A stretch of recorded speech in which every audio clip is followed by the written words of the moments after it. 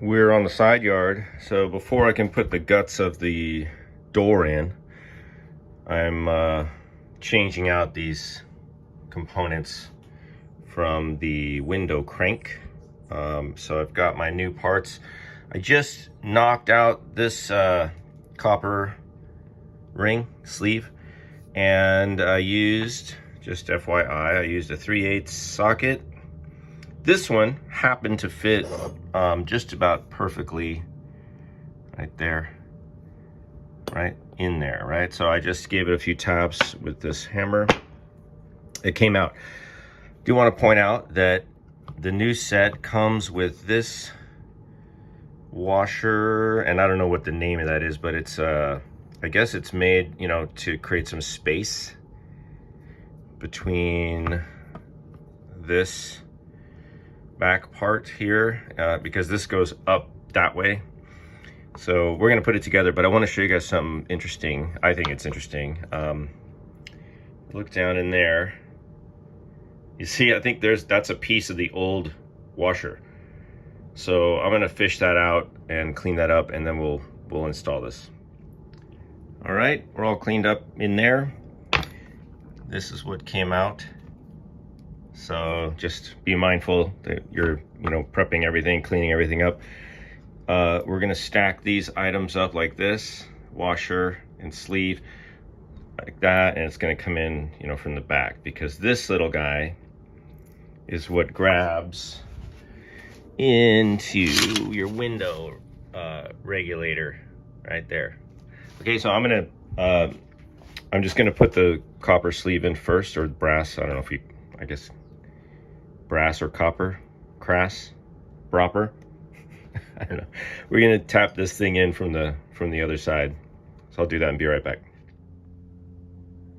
Okay, so just a few taps with the soft hammer, and I use this, which happens to be an 11 mil socket, long socket. Just kind of put it down like that and tapped gently. All right, now we're gonna grease this up. I've got some synthetic grease over here. We're just gonna grease this up and put it in.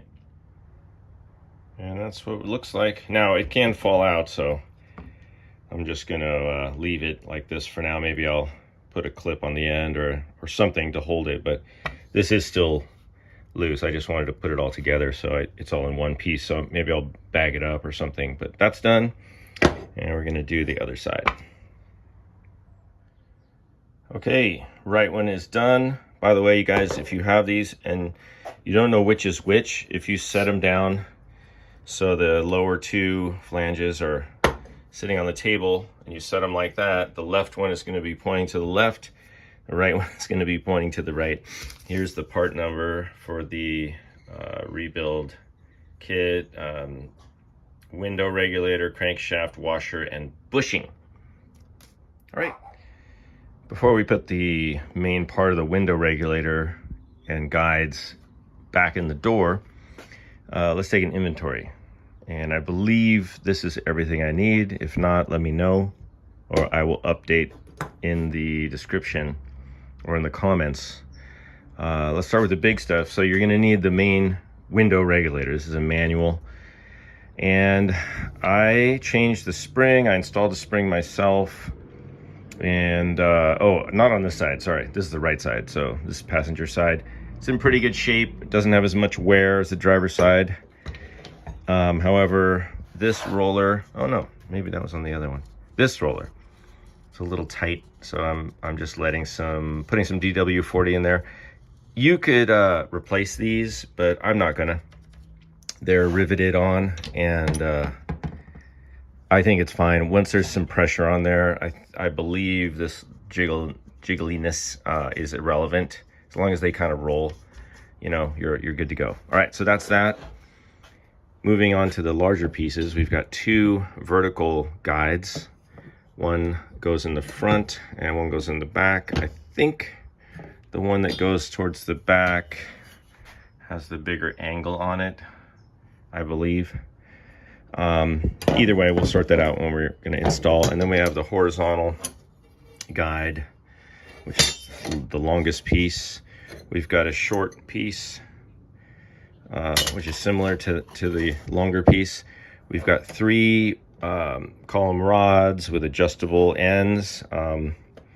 So there's a shorter one, a medium, and then a really long one.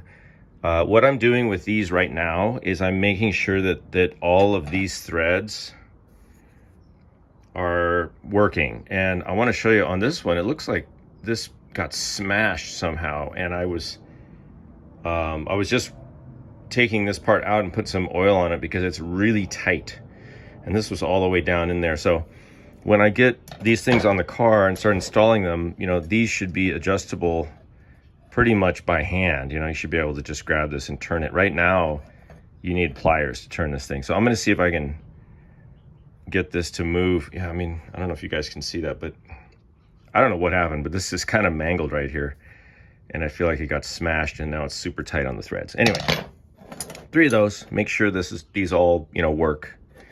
And then we've got this little rocker connector piece, which, you know, I might replace the driver's side, because the driver's side has, that's like, it looks like glue, but that's actually super dry old grease. And I did end up buying a replacement to that one. It's called the door lock control pivot assembly. But I like OEM. I just like the old stuff if it works. So I'm going to try to clean this up and probably use that. And then related to this, so this guy connects 2 of these rods to the door handle release. So this is your door handle for opening the door. And then the door, I think that's, yeah, this is the lock. And I have new screws for that, so that'll get replaced. Make sure that's good. And then I just did this in the prior video. This is your window crank mechanism. And I went ahead and replaced this center piece. And that's it. So aside from that, if you want to replace your rollers, go ahead. You can. I'm not going to do that on this build because I'm not trying to build a brand new car. If it feels like an old car, that's okay. I just want it to work. You know, just check everything for both sides. Make sure, of course, the tracks are clean. I got a little more work to do on this one, but I've been metal brushing out these tracks, make sure they're kind of free from, you know, debris and stuff. By the way, these will rust if you don't coat them with something. So all of this stuff right now, it has a thin coat of WD-40, or it might be PB Blaster or something, but it's got a thin coat on there. These were super bad when I got the car. They were just rusty and crusty and gross. So I put all this stuff in like a little tub, and I was scrubbing it with all kinds of stuff. Everything I have. I finally got it pretty clean, but spray it down with WD-40 and maybe stick it in a plastic bag. This has been sitting for like 1.5 years, and it's okay. It's in good shape. Not too bad. All right. That's it.